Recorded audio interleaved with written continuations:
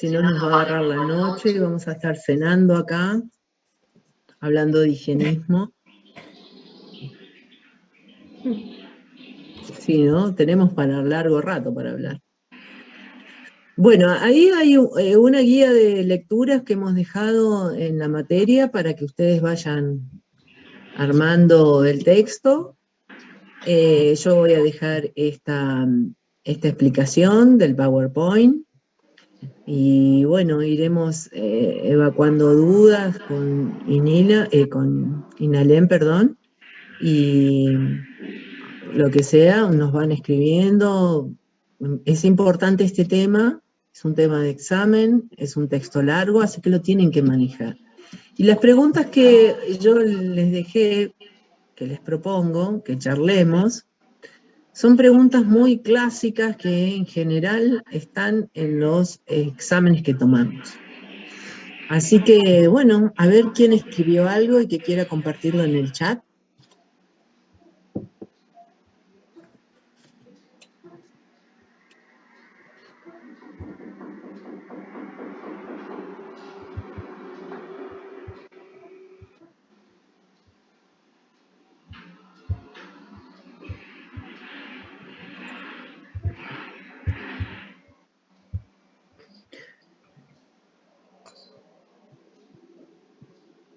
¿Estamos volviendo? ¿Están ahí? No sé ¿Se si fueron?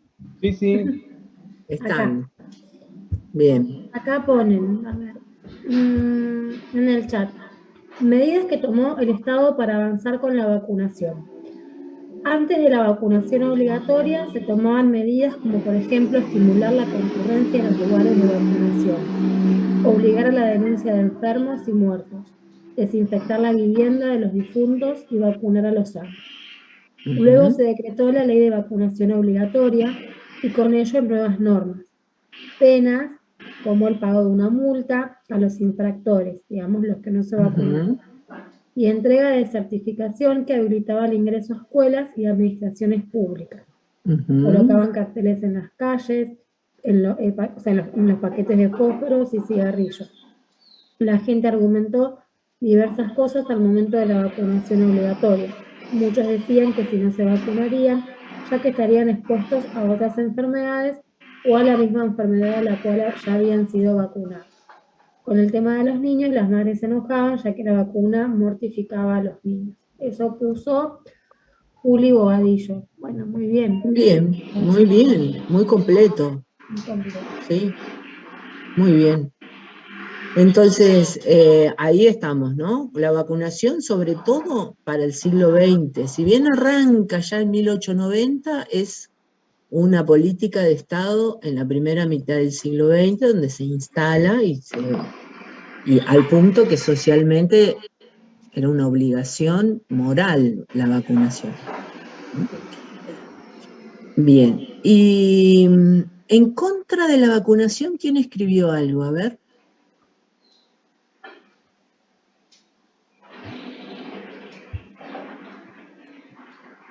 Que se relacionaba con personas limitadas, ignorantes, hasta se los relacionaba con criminales. A ver, Juli Bobadillo. Levanta la mano. Yo creo, profe, que había leído algo que no lo encontré, porque yo no lo copié en mi cuaderno, pero no sé si lo había leído o fue producto de mi imaginación, que habían dicho que pasaba lo mismo que pasaba ahora con el coronavirus de los antivacunas, que decían directamente que el virus no existía, o sea, que la enfermedad que estaba transitando en ese momento, la epidemia, no existía. Yo creo que algo así había leído o sea, completamente contra la vacuna.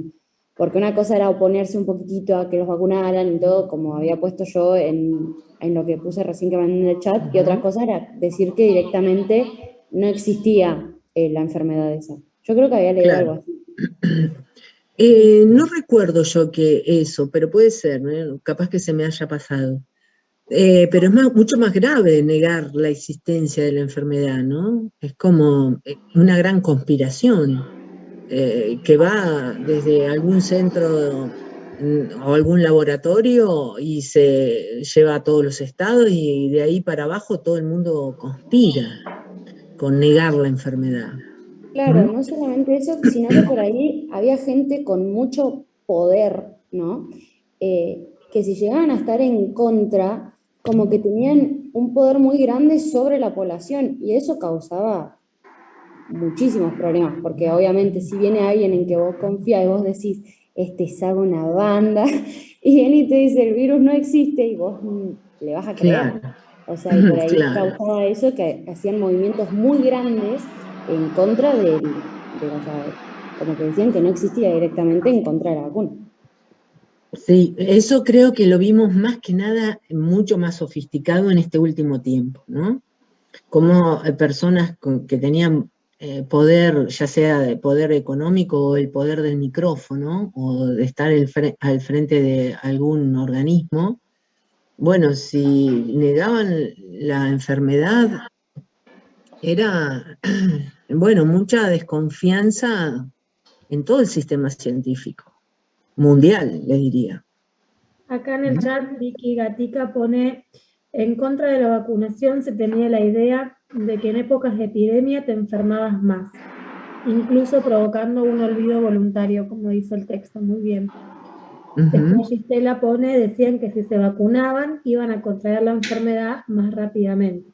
Por eso en pandemia la gente no se vacunaba. Muy bien. Y después Bien. también Vicky pone, a pesar de que se hacían esfuerzos en el área de la publicidad, hubo una bajada por este mismo olvido voluntario de personas que se vacunaban. Muy bien. Muy bien, sí. Ahí lo que tenemos que tener en cuenta que todas las personas, bueno, lo que tenemos, único que tenemos real, es en nuestro cuerpo. Y entonces hay que ser muy cuidadoso, tener una muy buena campaña de información, tener evidencia, recuperar la confianza en la ciencia, más allá de que la ciencia también está atravesada por la economía. Pero a mí me sorprendió incluso charlar con médicos que son antivacunas. No sé si has tenido algún caso de eso, Ina, que puedas contarnos cuál es la posición, pero sí. Acá Tomás pone el pánico y la desconfianza hacia los enfermeros, hacia los enfermos o enfermeros. No, hacia los enfermeros. Sí, bien. A los enfermeros y a los médicos, a la ciencia. Sí. Sí, y ha habido también, Ina, médicos o médicas que son antivacunas. Y ahí la desconfianza es a los grandes laboratorios. Porque no es que niegan la enfermedad, sino que le desconfían al proceso de investigación. Sí, bueno, fue el debate de todo el año pasado. Todo el año pasado fue ese el debate, exactamente. ¿No? Si eran confiables las vacunas. Y también hasta el día de hoy sigue siendo sí a la cuarta dosis o no a la cuarta dosis. Exacto. También. Todavía no, el Estado no ha encarado seriamente eso. No. Yo creo que otro argumento también puede ser la desconfianza que se le tenía a la institución, porque como usted lo comentó en otras clases, antes del hospital, también eran casas donde se le iba a dejar al enfermo, y estos enfermos lamentablemente tenían enfermedades fulminantes y se morían en ese lugar, quedando el precedente social ahí de que era un lugar de muerte, por ende los médicos se relacionaban con la muerte. Sí, sí. Y con el tema de la vigilancia también es el miedo a que viene el médico y ahora ¿qué hacemos? Nos vienen a controlar y esta cosa también pesó mucho y cayó en el rol de los médicos. Cayó, desde el Estado se le adjudicaron ese rol a los médicos. Bien, muy bien lo de las vacunas, los antivacunas, creo que es una discusión que continúa, está presente actualmente, estamos en el 2022, saliendo de una pandemia y lo vimos. Este escrito es un escrito, ya tiene unos años, ni sabía este hombre que iba a haber una pandemia y muchas de las lecturas que nosotros estuvimos haciendo se relacionan con eso. Así que no es algo que quedó allá, sino que está acá, en el presente, y es muy probable que en situaciones parecidas se tengan que enfrentar a los mismos problemas que se enfrentaron los médicos de antes y los de ahora. Bueno, respecto de la higiene, los problemas ambientales que amenazan la salud de la población. Empecemos con este concepto, la medicina de las cosas. Díganme algunos problemas ambientales relacionados a esta idea de las cosas. Agua del pozo cerca del agua del baño, por ejemplo. Muy bien. Los lavaderos. Los lavaderos. Un tema. El agua, muy bien. Eso que había explicado usted hace un ratito, el tema de estas casas donde vivía muchísima gente, en donde Exacto. letrinas, Casas, y cosas, agua, bien la suma de hacinamiento, muchas personas. el contagio ahí, ¿no? En el ambiente, en el aire. Lo que decían recién, el olor, ¿no? Que se llega el olor a hacinamiento, a cerrado, a que no circula el aire y que estamos todos respirando ese mismo ambiente, y si entró un virus como este o una gripe, acuérdense que en 1919, 1920 tenemos esa famosa gripe europea, española, que mató gente por todo el mundo, en un lugar donde viven 10 personas en 2 habitaciones y comparten el pasillo, los patios, se respira gripe. El aire, dijimos el agua, el aire, los techos. En base al aire es la ventilación, el techo. En base al agua es el agua potable, los desechos. ¿Qué otra cosa más de las cosas? Acá Maida pone, se ve la noción de salubridad y sanidad. Muy bien. Uh-huh. Uh-huh. Los mataderos, acuérdense. Los mataderos, el puerto, el transporte. Bien, muy bien. El ferrocarril. Claro, todo donde circulan alimentos y personas. Los cementerios, son todas cosas. Foucault, usando un concepto de Borges, habla de las cosas. Entonces ahí se mete con eso. Ustedes úsenlo como recurso. Punto, perdón. Sí, decime. No, que en este punto volvemos al texto anterior, más que nada a la medicina urbana. Se tenía que investigar, analizar el entorno y el interno también, para poder evaluar e ir eliminando estos puntitos que eran, bueno, amenazas. Claro. Que depende de la época, es más amenaza o menos amenaza. Eso también claro, ténganlo en cuenta, porque él divide el tiempo en 3 partes, y entonces en algún momento es mucha amenaza, y en otro ya se instala y va bajando esa amenaza. Como que tenían más fuerza después de un azote epidémico, como que se volvían a recordar estas ideas de control y de cuidado. Y sí, y además que no parece haber otra herramienta estatal que no sea esa. Control, vigilancia y cuidado. Control, vigilancia y cuidado, aislamiento. No hay mucho más. Y en la Argentina fue bastante leve, en otros países se los salió a buscar y se los metían presos en la calle. En India les pegaban en la calle. En India y en China también. Ay, no me quiero imaginar lo que habrá sido en China, ya con el control que tienen ellos de su población. Claro, yo vi algunas imágenes realmente muy dolorosas, la gente corriendo y además el impacto de encontrarte a 3 personas que te vienen siguiendo de atrás, todo encapuchado y vestidos de blanco, con guantes y con barbijos, y que no sabés. El pánico que genera eso, el miedo. Y yo creo que también el cine ayudó al imaginario y puede ser que el imaginario, pero la verdad es que si te vienen corriendo 3 tipos de atrás, todos encapuchados, vestidos de blanco, y no sabés cómo corres. No, eso me parece, y ustedes quizás, al ser jóvenes, en algún momento salieron de sus casas, se encontraron con sus amigos, fueron a tomar mates o se encontraron, y no me extrañaría que alguno haya tenido una situación donde los paró la policía, les hizo ir a hacer una declaración o algo de eso, y ahí se sintió realmente cómo era el Estado que aplicaba medidas, ¿no? de restricción. Porque una parte de la población se quedó, se cayó y se quedó, pero los jóvenes sobre todo eran los que más resistían. Yo tenía alumnos que me decían, me robaron un año de la vida, me robaron 2 años de mi vida, ¿no? Así que sé de Pero igual los iba a casos, perder en algún momento. sé de casos que sufrieron persecución, sí. ¿Mm? Bueno, entonces, otra pregunta, esta es un poco más elaborada, ¿eh? ¿Cómo se relaciona ciencia-Estado?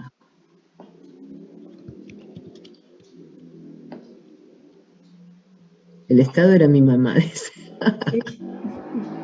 Era un agente contratado por el Estado, tu mamá era.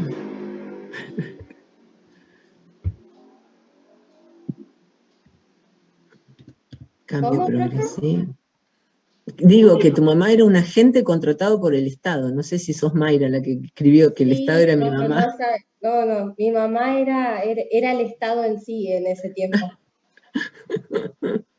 Bueno, pero hay que entender, las mamás yo tengo hijas de la edad de ustedes y entendí el enojo y las escapadas.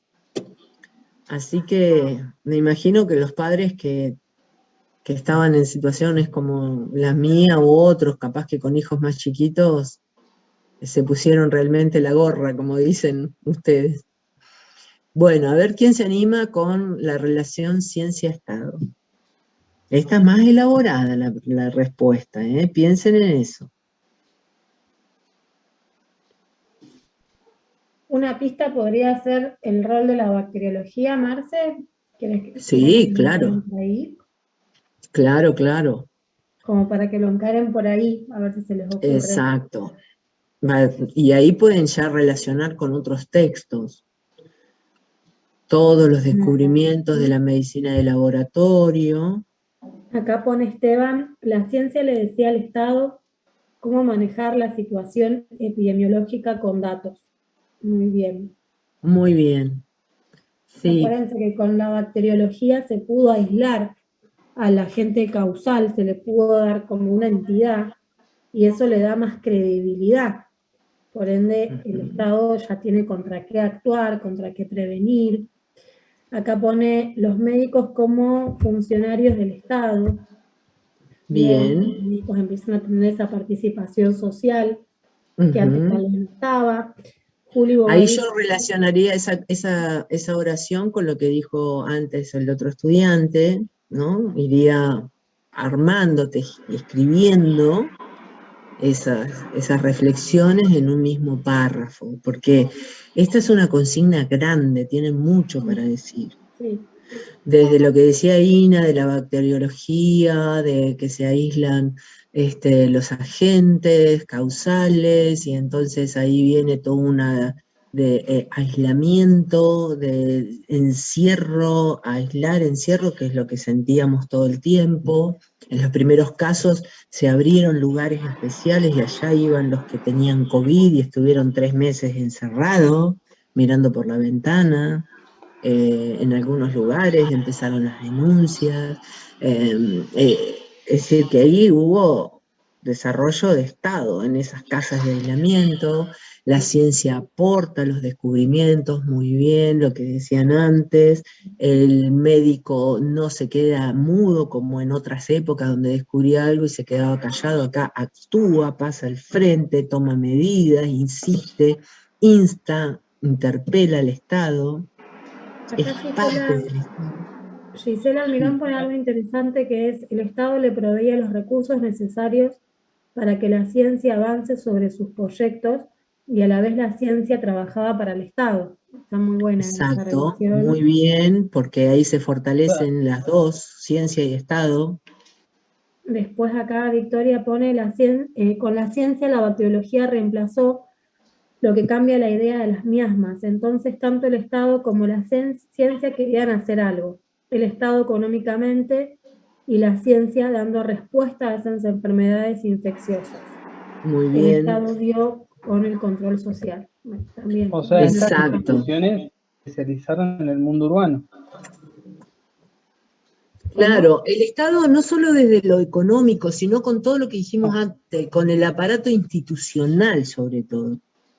Lo económico sí, las vacunas, la campaña de publicidad, pagar a los médicos, pagar a las enfermeras, generar recursos humanos especializados que puedan encarar el tema, pero sobre todo con todo el aparato institucional, es decir, los hospitales, las universidades, el Ministerio de Salud, las policías, el control.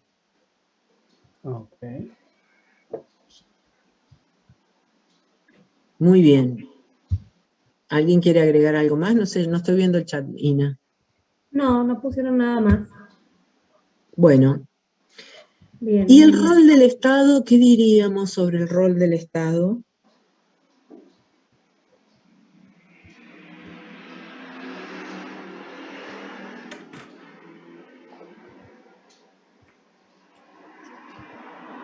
¿Qué se les ocurre? Igual también es amplia. Es amplia. Una primera que les voy a decir que tengan en cuenta esta pregunta, que es un poco para que salte. Depende la época, profesora. Si usted me pregunta el rol del Estado en la primera mitad del siglo XIX, le voy a decir, no hay Estado, profesora. ¿Cuál es el rol? Si usted, un momento. Si ustedes me dicen el rol del Estado en la segunda mitad del siglo XIX, le voy a decir, el rol del Estado era una política clara, concreta, ¿de qué? Sí, más o menos lo que pone Tomás acá, que el Estado hace lo que es la vacunación, los castigos a los sujetos, el encargado de instalar la red de agua. Bien, pero eso es como entrar en detalle de algo. Usted me tiene que decir, el rol del Estado fue higienizar. Bien. Y entonces me ponen todos los detalles de la política higienizante. El rol del Estado es prevenir las enfermedades. ¿Sí? Ahí, como dice él dice la higiene, el concepto, apropiense de ese concepto porque adentro de ese concepto está todo lo que ustedes dicen, el detalle de esa explicación del concepto. Y el rol del Estado en la primera mitad del siglo XX, que ya instaló la higiene, de alguna manera ya la instaló, ¿cuál sería?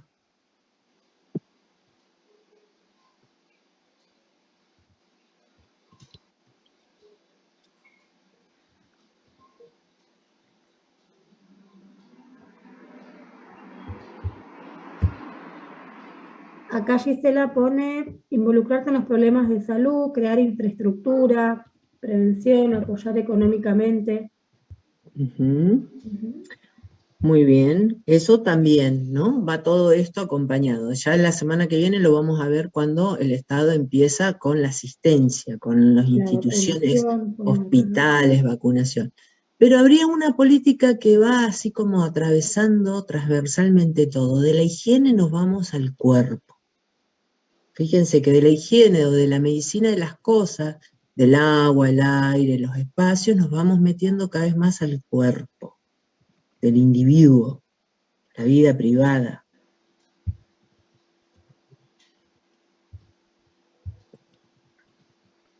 Claro, la vacunación, las instituciones como el Hospital de Educación Autónoma Social, muy bien, crear instituciones, generar conciencia y informar a la población, pero al punto de que tiene que ser algo como cotidiano, es decir, no, ¿cómo?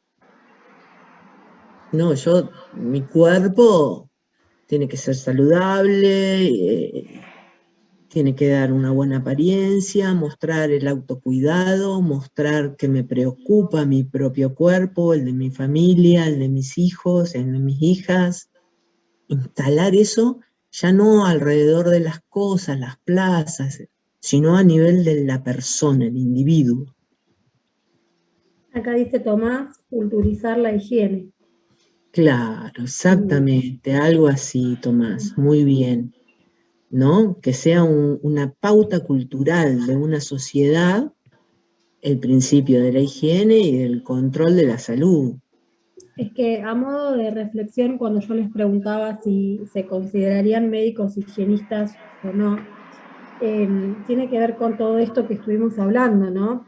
Que nunca pierdan ustedes el día de mañana, cuando un paciente venga que es humilde y que ustedes vean que se puso su mejor ropa o que se bañó, de felicitarlo, de culturizar eso del autocuidado, de que no les sea indiferente el día de mañana saber que en una escuela no se cumplen las condiciones de salubridad, que hay un paciente de ustedes que no tiene agua potable. Eso es ser médico higienista.